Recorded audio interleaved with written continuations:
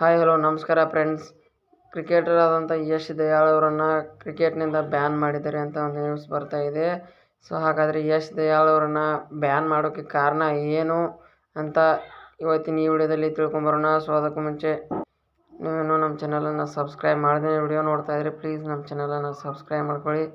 ಹಾಗೆ ವಿಡಿಯೋ ಇಷ್ಟ ಆಗ್ತಾಯಿದ್ರೆ ವಿಡಿಯೋಗೊಂದು ಲೈಕ್ ಮಾಡಿ ಅಂತ ಕೇಳ್ತಾ ವಿಡಿಯೋನ ತಡ ಮಾಡದೆ ಸ್ಟಾರ್ಟ್ ಮಾಡೋಣ.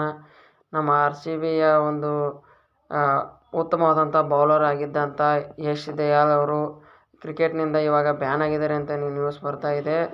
ಸೊ ಯಶ್ ದಯಾಳ್ ಅವರನ್ನು ಕ್ರಿಕೆಟ್ನಿಂದ ಬ್ಯಾನ್ ಮಾಡೋಕ್ಕೆ ಕಾರಣ ಏನು ಅಂತ ಮೊದಲನೇದಾಗಿ ನೋಡೋದಾದರೆ, ಯಶ್ ದಯಾಳ್ ಅವರ ಮೇಲೆ ಕೇಸ್ ಆಗಿತ್ತು ಅಂತಲೇ ಹೇಳ್ಬೋದಾಗಿದೆ. ಸೊ ಯಶ್ ದಯಾಳ್ ಅವರ ಮೇಲೆ ಯಾವ ಒಂದು ಕೇಸ್ ಆಗಿತ್ತು ಅಂತ ನೋಡೋದಾದರೆ, ಯಶ್ ದಯಾಳ್ ಅವರಿಗೆ ಒಂದು ಲೇಡೀಸ್ ಅಂದರೆ ಒಂದು ಮಹಿಳೆಯ ಅತ್ಯಾಚಾರದಲ್ಲಿ ಪ್ರಕರಣ ದಾಖಲಾಗಿತ್ತು ಅಂತಲೇ ಹೇಳ್ಬೋದಾಗಿದೆ.